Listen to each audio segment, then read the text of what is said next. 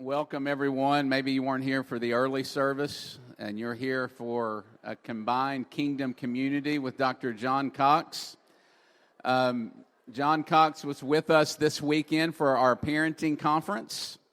He was here a year and a half ago for our marriage conference, and he was so good that we invited him back for parenting, and it's been fantastic. If you were here this weekend, I mentioned this in the early service, for whatever reason, well, I know the reason, but I think parenting is very difficult.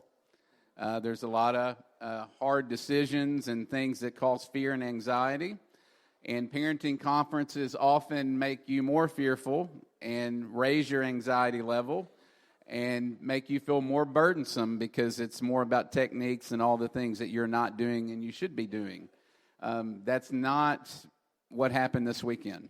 At least it didn't happen with me.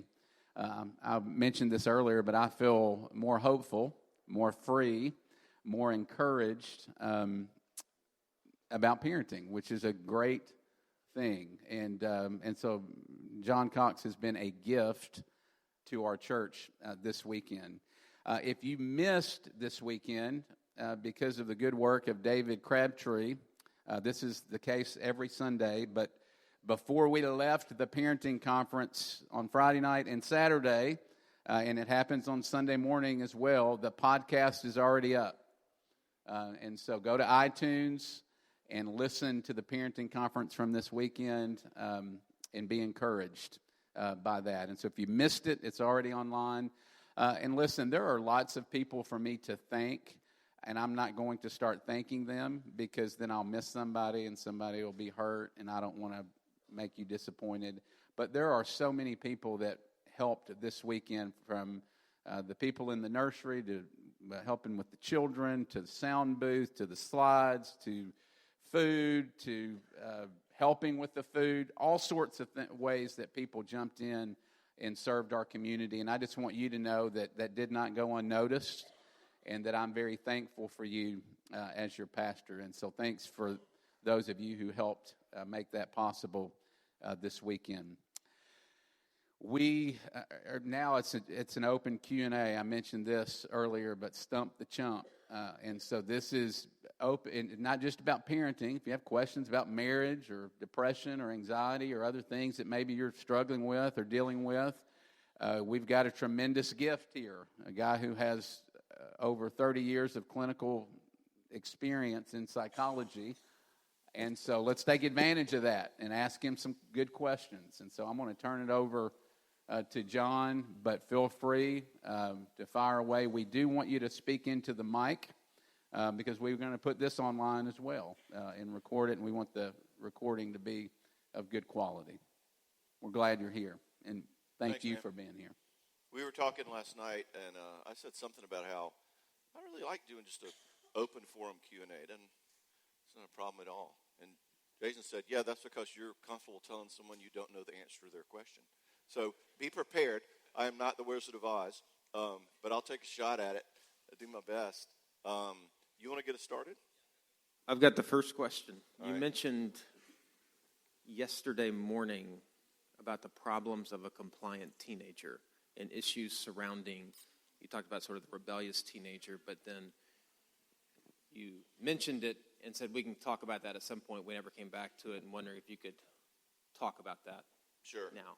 Let me go a little bit broader scope for those of you who weren't here for the parenting conference and still call yourself a Christian. Anyway, sort of what we did was, I don't like parenting conferences that are, lists of advice of how John Cox is going to teach you how to do this job better. It's not a parenting advice conference. I wanted to give them a model for understanding what kids need in order to become healthy adults, and in order to be already forming their heart and character to begin being conformed to Christ. And our third goal was for them to not drive you crazy, all right? My model for parenting sort of came out of the fact that I'm essentially an adult therapist. Mostly what I do is adult work. When I work with children, I usually work just with the parents. And 95% of the time, I'll never need to meet the child. If I can coach parents to do the interventions with their children, they'll come back 2 or 3 sessions later and go, things are great, thank you. And I never have to see the child, which I think is very handy. And one of the reasons that doing parenting conferences is so important to me, I resist therapy in which you just see the child. I've compared that to taking your sick goldfish out of the aquarium and bringing them to me, and I'm supposed to clean all the algae and stuff off. And then what happens? You go home and throw them back in the same dirty aquarium. What's the point of that?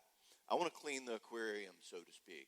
All right. So what I've thought about was what do adults need? What have I learned in therapy that adults need?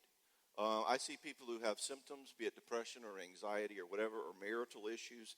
What is it that they need in order to do marriage well? And sort of based on that list, I kind of came up with, wow, then this is what we ought to be teaching kids, right? We shouldn't be just parenting by the seat of our pants of, oh my gosh, they're screaming and running around the house. How do we get them in the tub?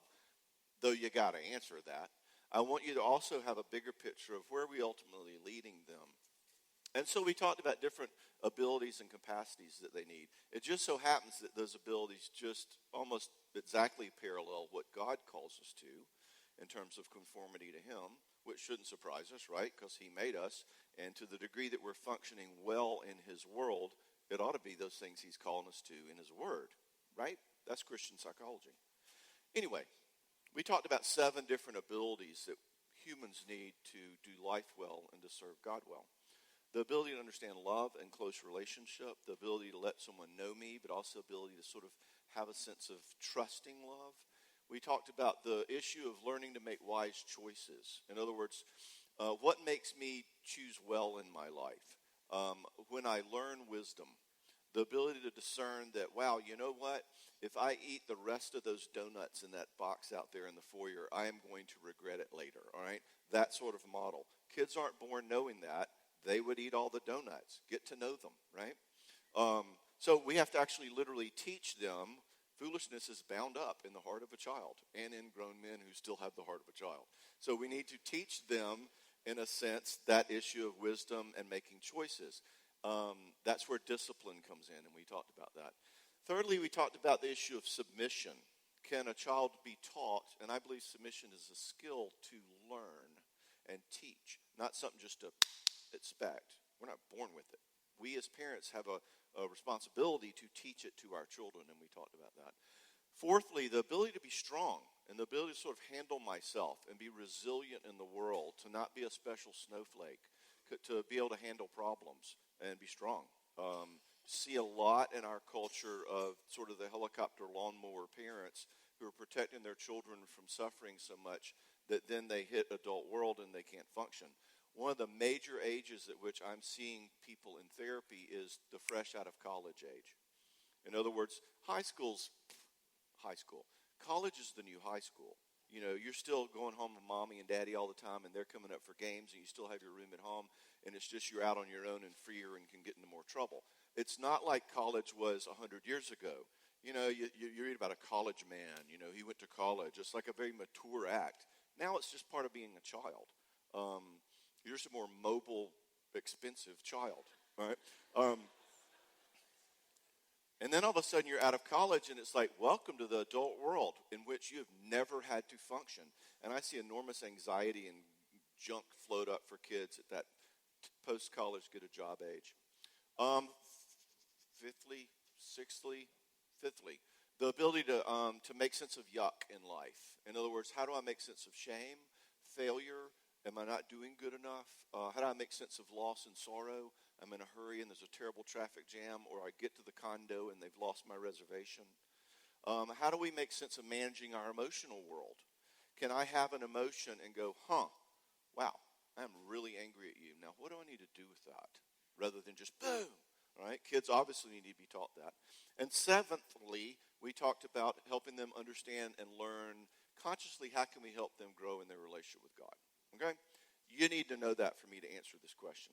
So one of the things we were saying is part of being an adolescent is that they tend to sort of start to separate and get a lot more of that sense of who am I versus you. And there's a lot more pushback and rebellion. They're very analogous to a toddler.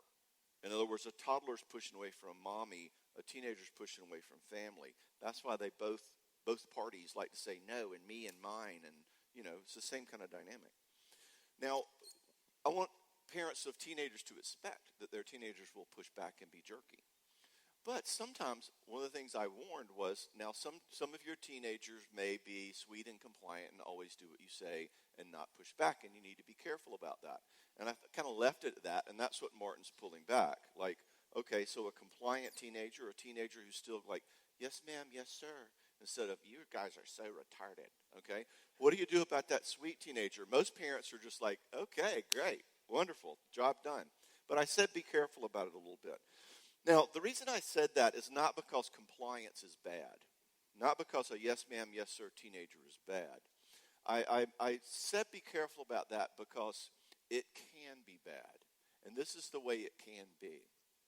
Part of what comes with that rebellious, I want to paint my room purple and listen to music you hate, kind of separation process for teenagers, is that it's also a part of building independence in them, and autonomy and strength and freedom. We're trying to grow adults here, right? The job's to get rid of them, all right? So with teenagers, we sort of had this love-hate relationship with their rebellion because it's like, oh my gosh, they're such a pill. How many more days until they go to college? But at the same time, we're like, it's kind of good they're pushing back because one day they're going to have to get a job and be strong and be on their own, and this is a good thing. So what you need to be careful about regarding a compliant teenager is if all they're doing is saying yes, ma'am, and yes, sir, and you don't feel any pushback, a lot of times you need to kind of look out and wonder, do we see any bad fruit because of that? Because sometimes a child who's just compliant is also a child who has a lot of anxiety or is having trouble with friendship relationships. I can't tell you the parallel I've seen between, young ladies who their parents bring them to my office, and she has so much anxiety and she doesn't have any friends, and it seems like that she's a little OCD and picks on her fingernails all the time. And I get to talking to her, and I'm like, tell me about your friendships. And she's like, oh, they're great. I'm like, well, tell me about your best friend. And she's like, oh, my best friend's my mom. And you're like, okay, you're 17 years old and your best friend's your mom.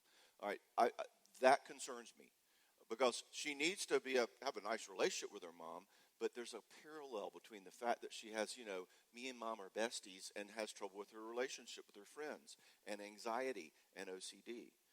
Compliant teenagers oftentimes will feel anxiety and vulnerability and won't feel that strength to be able to function as an independent adult, see a mom, that kind of thing.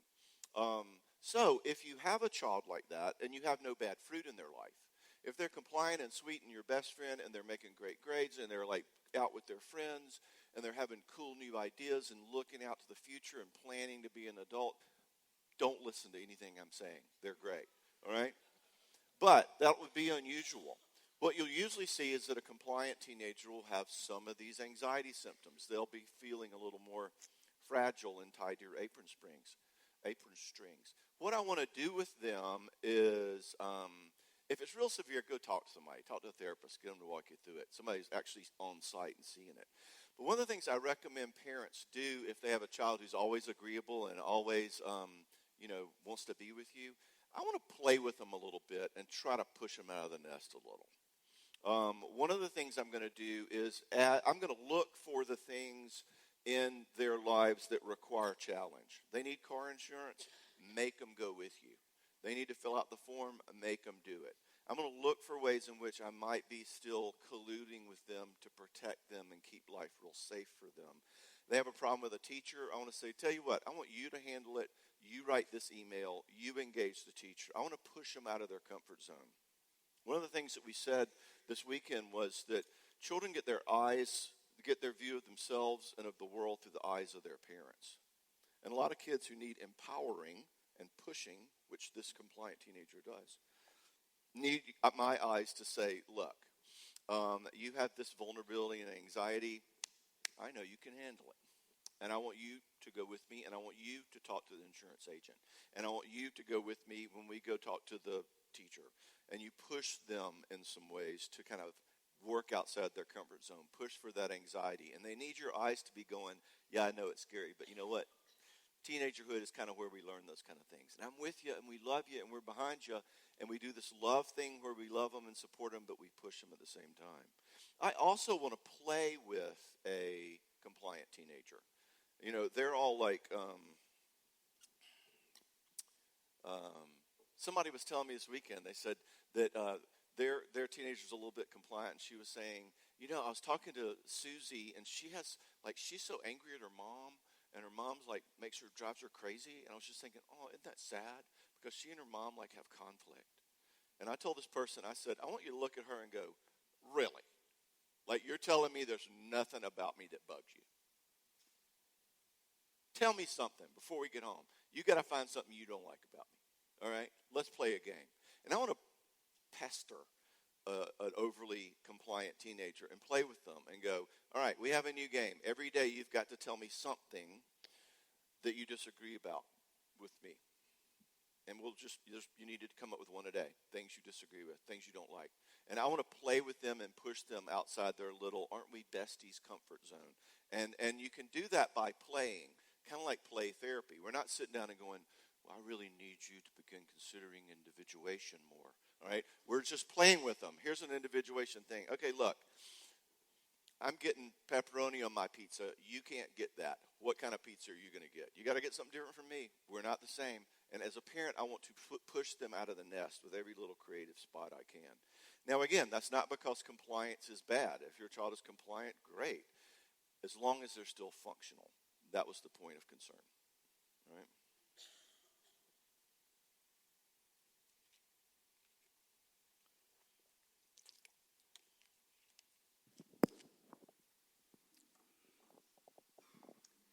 I'm just curious if you see compliant teenagers in both boys and girls, or is that kind of a girl thing with their moms, or do you see that with fathers and sons as well? That's interesting. I think probably percentage-wise, I've seen it more with girls, but they're both.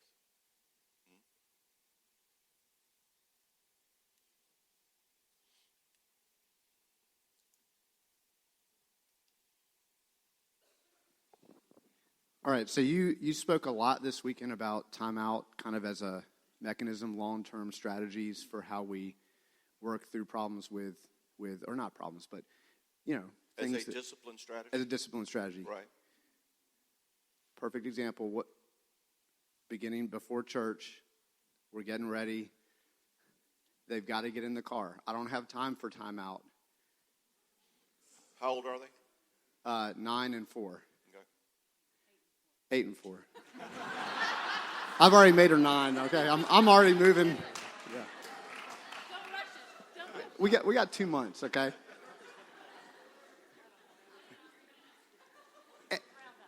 And I think you did talk about things. You know, the grocery store situation. There are those moments where home field advantage. This they conference have the exactly, and this right. conference was about long term. But any thoughts on that?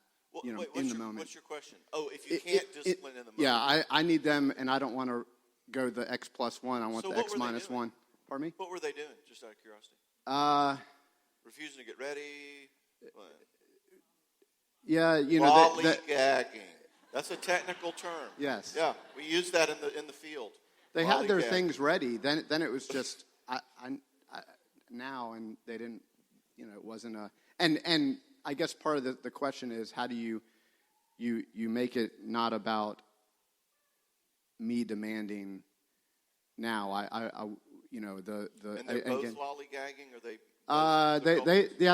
they can gang up on us sometimes. It's not always that. It's not always that. The 4-year-old is a lollygagger too. She's overtly or just an irresponsible 4-year-old.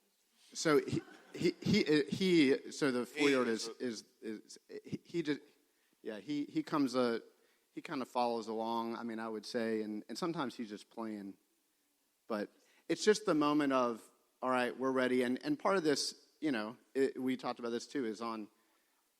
This is my schedule, and I didn't plan my schedule well enough to make sure I've got 5 or 10 minutes to get them in the car. But I shouldn't, I want them to listen and do what I'm asking them to do right then, and not anything else. Let me throw out a couple of thoughts. For those of you who weren't at the conference, I do call those kind of situations home field advantage. In other words, at a restaurant, at the grocery store, at grandma's house, trying to get out the door. You don't have as much traction in terms of your discipline and all that. the best place to actually develop that quality of they do what I ask when I ask them is when you have home field advantage. And that is, you're sitting around, you have plenty of time, and you can wait them out, and you can actually be very strategic. So we're sort of like flying by the seat of our pants in a home field advantage scenario. Though I like to anticipate them. I'll have parents ask me, like, well, what do you do if they act up at grandma's? And I'm like, well, have they ever acted up at grandma's before? And they're like, yeah, every time. So it's not like hashtag first rodeo, all right? It's like, they're going to do this. It's not like, oh, they're acting up. No, you know it. So as you approach grandma's, I want to go ahead and say, we're going to grandma's again, and if this is y'all's favorite, place to, act up, we're probably not going to even say anything when you're acting up at grandma's. I mean, indulge yourself. Just know that every time I sort of make a note that you've been jerky, I'm like marking 10 minutes in timeout when we get home. So you do the math. And if you do 6 of them, gee, that's an hour. So feeling lucky, punk? All right? In other words, a lot of our goal with discipline that we talked about was to get out of the, I told you, you're trying to make them stop. When you're using the words make them, how do I get them, is that working, you are living in a power struggle. And they will win. There's no way to stop them. And even if you win, it'll just tick them off enough to where ultimately they'll go, that's fine. I like timeout, And then you go, well, should we then cut on the heater in timeout? We got to make it worse in some way, cut all the lights off. And so thoughts on this one. Number one, the more anticipation you can give, the better. With the 8-year-old especially, you can go, hey, now, it's Saturday night. In the morning, we'll be getting ready for church, and we're not going to do a whole lot of begging. And when we leave, and I'll remind you 20 minutes before we leave. And if there's lollygagging, indulge yourself. I'll probably make you pay me back for however late we are, twice however late we are in timeout when we get home. That's kind of up to you. So I'll just be watching my watch, and we'll be calmly waiting. I've had a ton of questions this weekend by the owners of 3 and 4-year-olds. Like, y'all got busy that year. It's like there's a lot of them. And one thing about y'all's 3 and 4-year-olds is that I'm struck by how much they run the home. And they have a lot of power. This 4-year-old, has changed our entire world.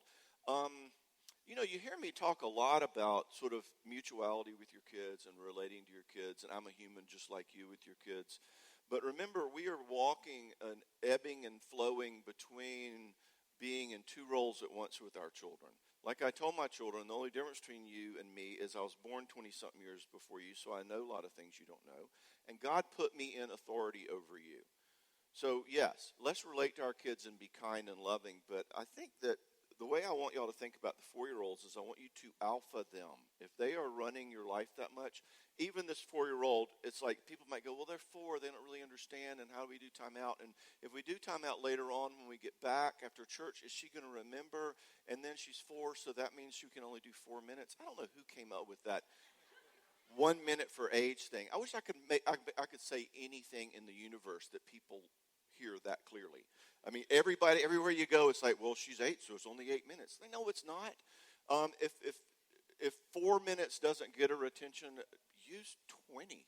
Use 25. If you have a 4-year-old that's running your family, I want to give you permission to alpha them and push back on them. And I want them to look at you and be scared you're going to put them in timeout. Otherwise, they will run your home.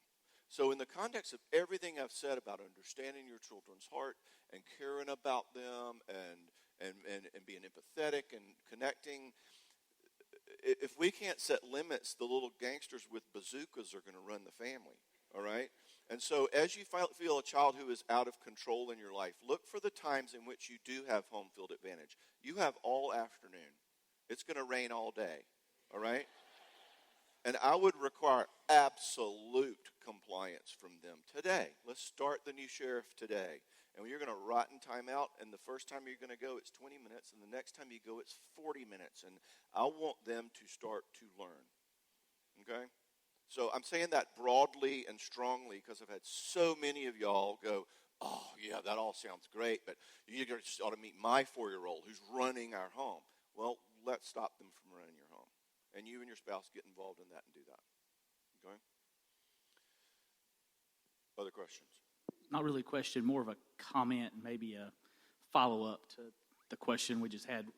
There are lots of folks here who have lots of kids or have been through the phases where we had 3 kids under 5.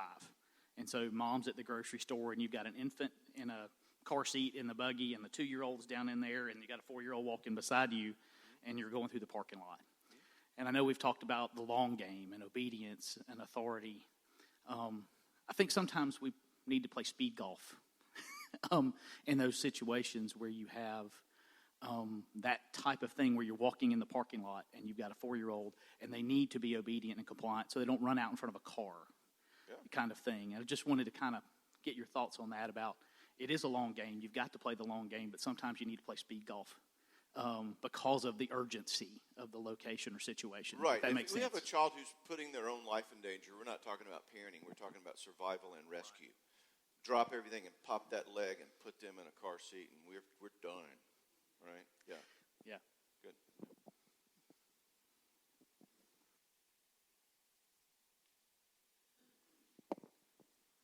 You've mentioned several times about timeout. We actually had a guy come through here several years ago, and he was a guy who had a lot of foster kids, and what the practice he actually had was rather than timeout, he did time in. Basically, you can't get away from me for this time period. You have to be with me until everything's settled down, there's some reconciliation, and we get to talk about this. So not time out, you have to go away from me. Time in, you have to sit in my lap until you stop flailing.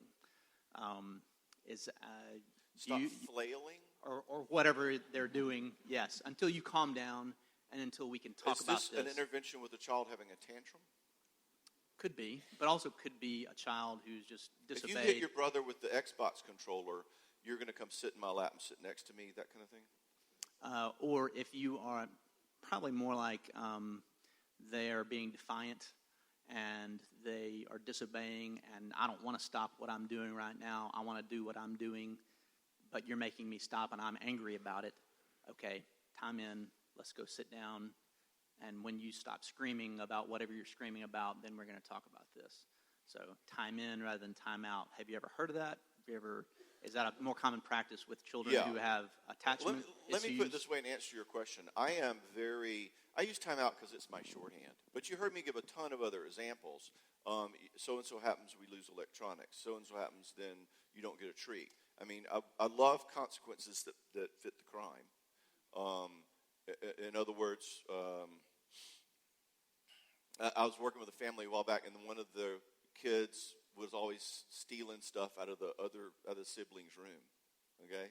So we made up one to where whenever he does that, then his sibling gets to come in his room and just sort of like, decide like,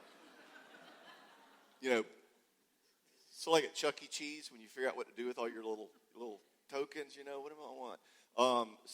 Creativity is the name of the game here. Bread and butter is timeout. And as I told you, the reason I like timeout is because the best discipline reflects the nature of reality. In reality, nobody says, John, you have to drive the speed limit. I don't have to drive the speed limit. I'm going to drive to Jackson, Mississippi this afternoon, Lord willing, and I don't have to drive the speed limit. Now, it's rainy outside, and I might slip off the road and die, or the highway patrol might pull me over and dock my allowance, or, I don't have to pay my taxes. The black helicopters might come, and the IRS might put me in timeout for 10 to 20, And in other words, real life discipline isn't a lot of hands-on. I want to more say you can choose anything you want in life. You just have to pay for it, okay? So that's one of the reasons I like timeout, because it sort of says, this isn't about you and me. This is about you and something you're going to reap. So the interaction of time in and connection, I think, is interesting, and if it speaks the language of your child, cool. One of the things I want to resist and be careful about is one of the things that I hear and experience in Christian parenting is a very much, I'm going to engage you right now in a standoff, and I will engage you in the standoff until you submit to me. And it can be, Ted Tripp, I'm going to spank you until finally you look repentant. Or it can be, I'm going to hold you until you are finished this noncompliance, or I want to be so careful with those because that creates sort of an incredibly powerful and I think harmful emotional power struggle that says you will bend the knee and submit to me. Now, is that a goal we have for our children? Yeah. But to the degree that you try to reach that goal through authoritarian power, you will either crush your child or you will make a child who is going to be the wildest SAE at Alabama. Okay? I want to teach submission, as we said. So if a child is unsubmissive and bowing up, I'm going to go, dude, you're really mad at me. And that's cool. I can't let you treat me like this. And I think I'm going to give you some discipline in this sense, or that sense, for doing this, because I want you to learn that living like this is hurtful to you and to other people, and you do need to respect me. And I totally get it that it's hard to sort of bend the knee when your dad pushes you this way. And we start working with them in the dynamics and the chemistry of what it looks like to learn to submit. So there's a little bit of vibe to that guy doing the time in piece that feels almost like that I'm going to engage you until you sort of settle. And I almost want to give the child a little more room and say, yeah, the goal is to help you learn to submit, but I'm not going to make you right now, but I'm going to let it cost you, and then I'm going to teach you. I would prefer that kind of thing. That would be the only caveat there, is I really think that, especially in Christian parenting books, of you will do it and you'll do it with a smile on your face because you love me so much, or else vibe is just very, very destructive. So.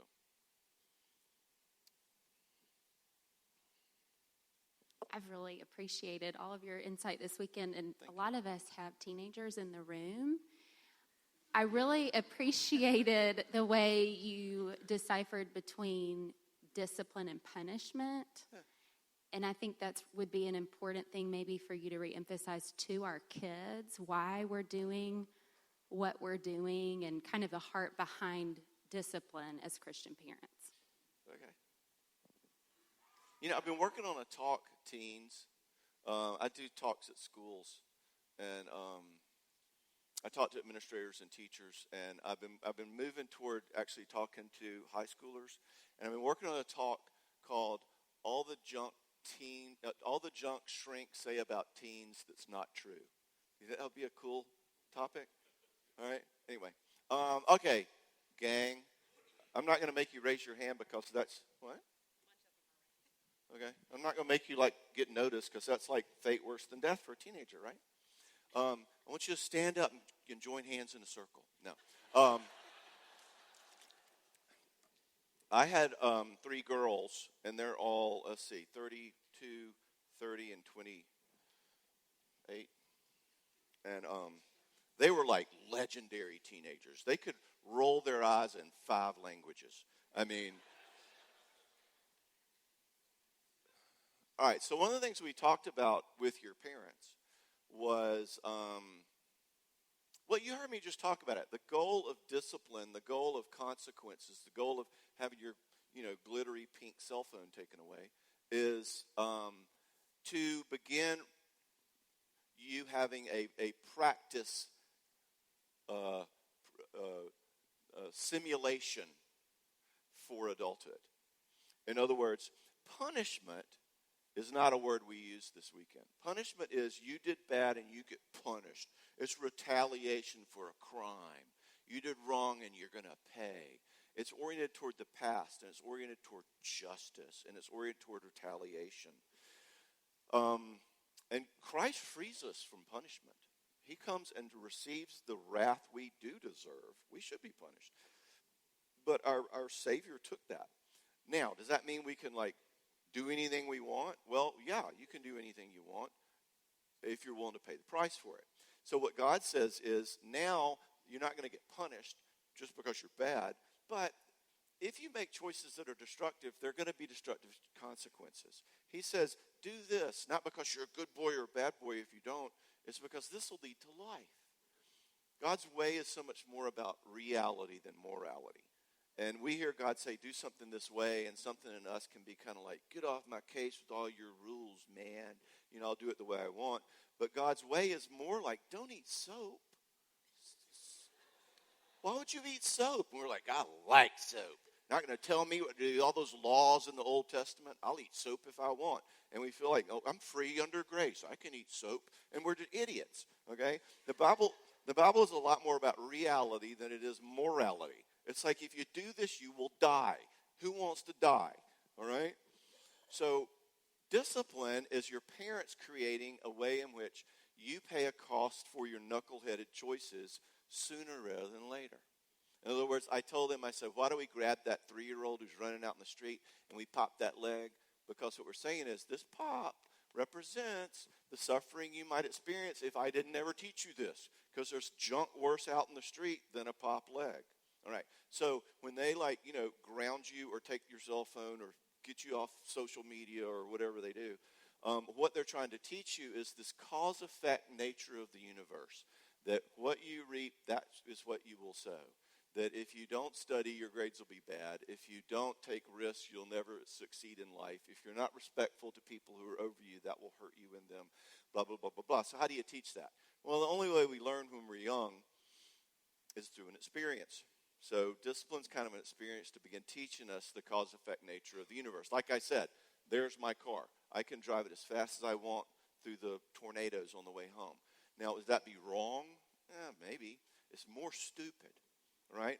So you really know you're growing when you stop looking at God's law and going, ooh, is that right or wrong? And you start going, that's wise. That's true. That would lead unto life. This would bring goodness. And God gives us these things. We're the ones who are always talking about, is that right or wrong? Because we ate of the tree of the knowledge of good and evil. God is going, this will kill you. The day you eat of it, you will die. And he was right, right? So teens, that's kind of the background of what we were saying. So as your parents think about consequences with you, they're basically saying, here's an itty-bitty part of what adult reality feels like, only I'm going to administer it to you rather than letting you wait until adult reality administers it to you, because adult reality is not very nice. I used to see teenagers a lot more than I do now, and that dude would come in and he'd have big like Doc Martin shoes on, and kind of a hat pulled down over his head, and he's like, man, I can't wait to leave my parents' house so I can do anything I want, man. That guy. And I'm like, yeah, that'll be awesome, but then you got to deal with the reality parent. And he's like, what? I'm like, well, right now you've got nice, really sweet human parents who you can probably, pull the wool over their eyes and get away with stuff. But one day you'll deal with mean old Mr. Reality Parent, and he don't take no jive. If you spend $10 out of your bank account, he docks you $10. It's reality. It's terrible. There's no escape. They're like, oh, dude. Anyway, that's kind of discipline and how it works in reality, and it's good for you guys to learn that. Good question. That was fun.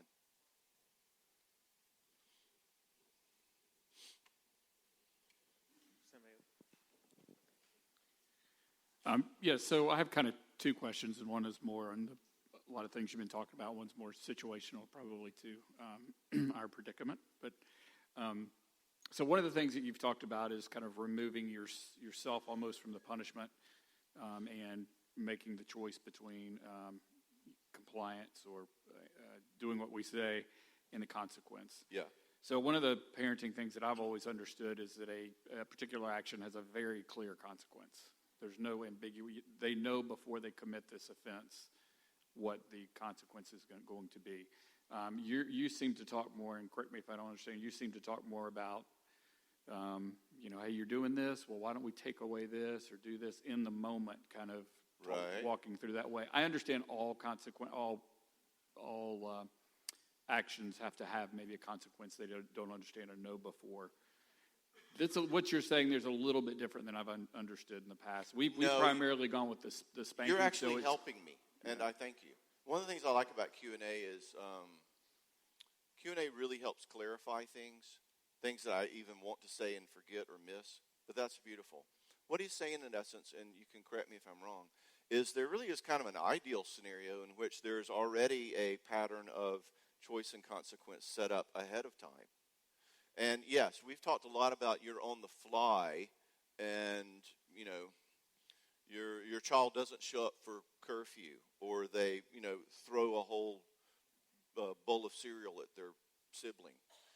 And what we do is go, whoa, whoa, whoa, whoa. All right, you're in timeout until I can finish cleaning this up.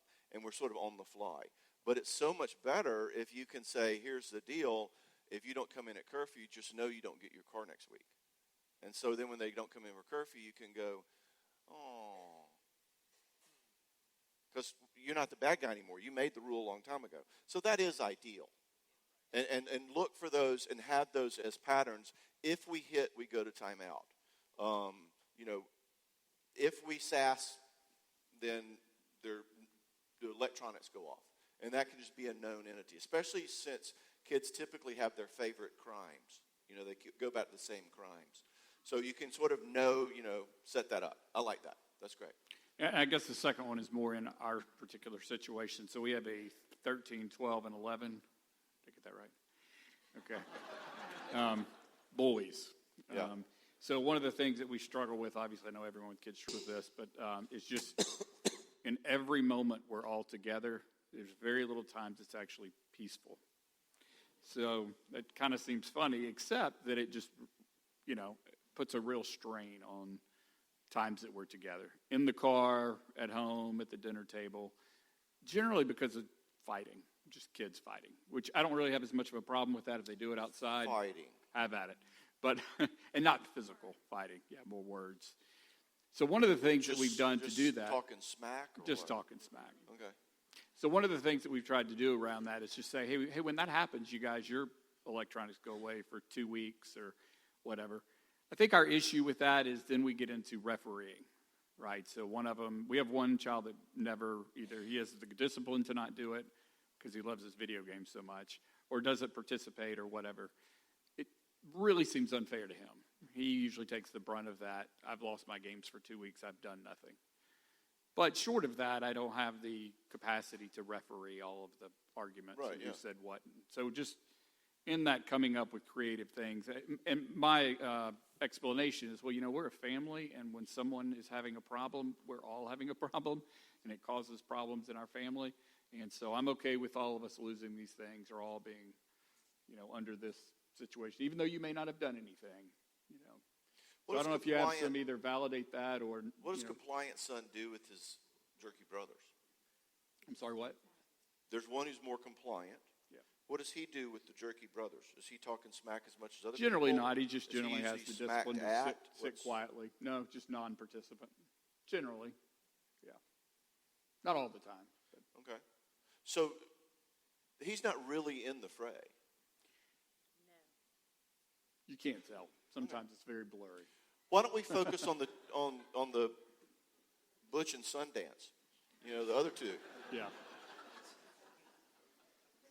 Here's the thought. If compliant kid is not causing a lot of trouble, cross-reference John Cox's little. I don't know. She answered it. If he's compliant, okay. If he's kind of more compliant, cross-reference John Cox's little speech at the beginning of the hour when I was talking about the possible dangers of a compliant kid. Is he self-sustaining? Is he able to be strong? Is he able to push back with people? Is he able to engage friends? Yeah, very much so. Okay, good. So he doesn't have the compliant disease. He's just, we'll work with you. Okay, so let's go back to Butch and Sundance. So I want to put them more in the sibling dilemma like we talked about yesterday when I was sitting in the windowsill, that we talked about how sibling interactions is the best sort of flight simulator you can get for being married. Because here's this person you have to live with and you love them, but you really kind of hate them sometimes and you got to make it work out, like marriage. So I want to say to siblings in conflict, you guys let me give you a chance. You guys can stop the smack talk and resolve this, or we'll take away electronics. And I want to pull it down from 2 weeks.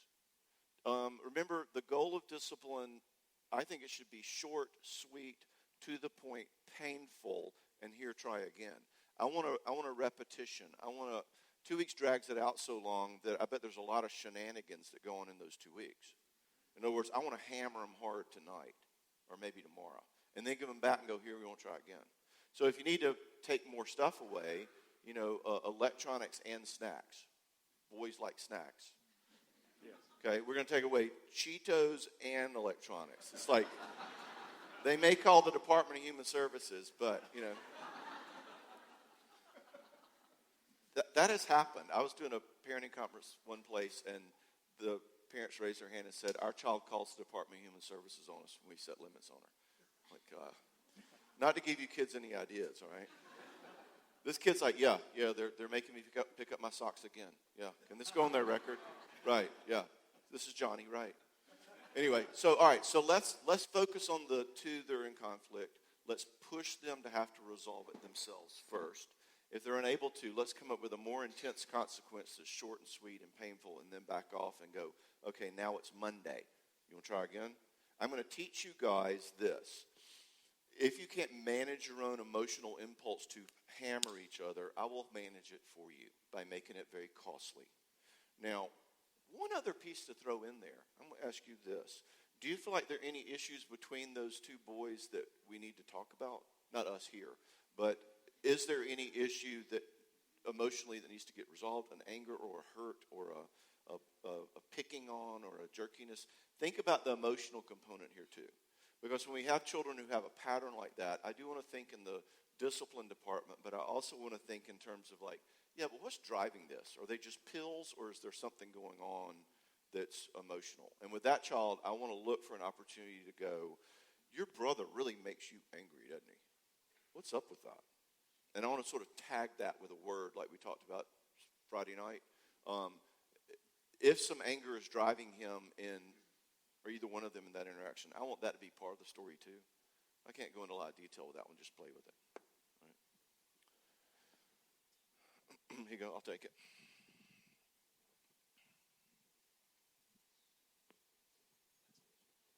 Last one. All right. Make it good. You've talked about, sibling stuff and a lot about disobedience. Could you address lying a little bit? And is it just the same maybe from a teenager? Mine is 5-year-old twins, and 3 of mine are adopted. I'll just throw that in. But is timeout the best? Say how old they are again? So I have 12-year-old biological, 9-year-old son, 5-year-old twins. Okay. Well, let's put it this way. There's a sense in which we could say that lying is simply a form of power struggle. We talked about power struggle. Power struggle is defined as your child challenging your authority and you attempt to prove it. In other words, you go clean a room and they go, no. Now, that's half of a power struggle. You attempt to prove it is like, I'm sorry, what did you say? And now we're escalating. And the child is either going to go, okay, or they're going to go, yeah, I'm not cleaning it up. And you have a war going on. And we talked about how you cannot win in a power struggle. What we do at that point is go, oh, okay, so you're just going to refuse. Okay. I'm not sure what I'm going to do with that, but I'm going to probably let that cost you a good bit. Take your time. Golf, not tennis. We can come up with a consequence to where they can choose anything they want in life. They'll have to pay for it. This isn't about you versus them. This is about whether they want supper tonight. You will eat after the room is clean. That's your choice. You can go on a diet. Okay, so we were talking about power struggles. So lying, let's put lying in the category of a power struggle. What lying is this? I have done something, you're asking me for the truth, and I'm going to hedge and sort of bend the truth a little, or to give you a half-truth, or even just blatantly lie. Now, that's my part. What's your part? Your part's to play NCIS Birmingham and figure out if I'm lying or not. Okay? And so now parents are sort of Lieutenant Columbo, and we're trying to figure out, well, I don't know. I talked to Susie's mom, and she said, and we're like, can we catch them? And that is a form of power struggle. They are basically saying, I'm going to try to get away with it, and, you can't figure it out. And so then parents get all into it, like, how do we figure it out? Or we do speeches about how you can't lie or whatever. What I want to say with lying is, again, you know me, get out of the power struggle. I want to say, look, I get kind of a vibe here that, to be honest with you, I'm not sure that I can believe you. But I'm not going to play NCIS Birmingham. You could probably get away with it. And I'm not going to dust for fingerprints. But if I do find out you're lying about this, whatever the consequence would have been for this is going to be doubled. So again, feeling lucky, punk. All right.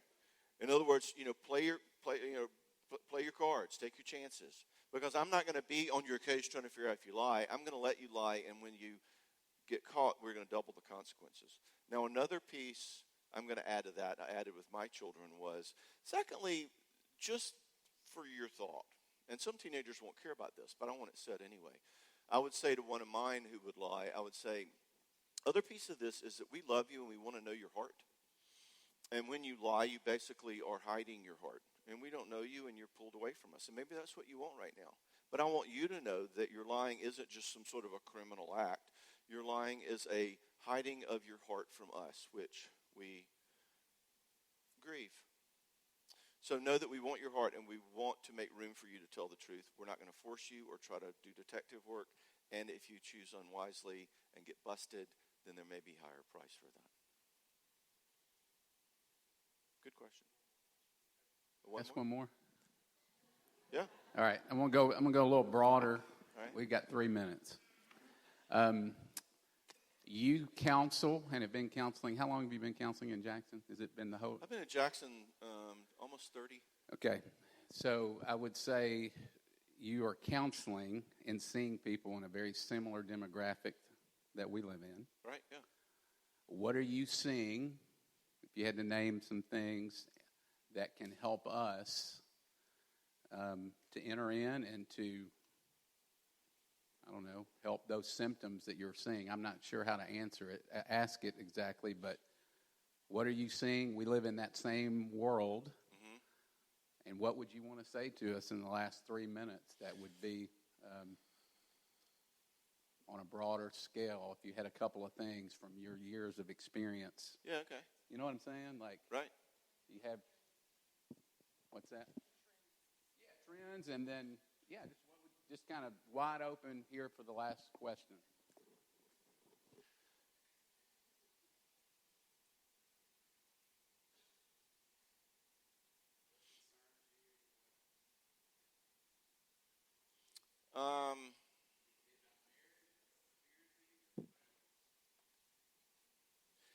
Here's one.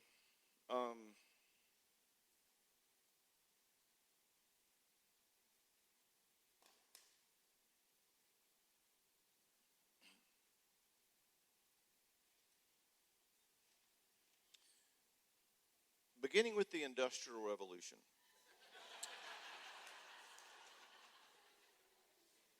Bet you didn't think that was going to come out of my mouth, huh? Beginning with the Industrial Revolution, our culture transformed. It fragmented. Before the Industrial Revolution, people lived in community. And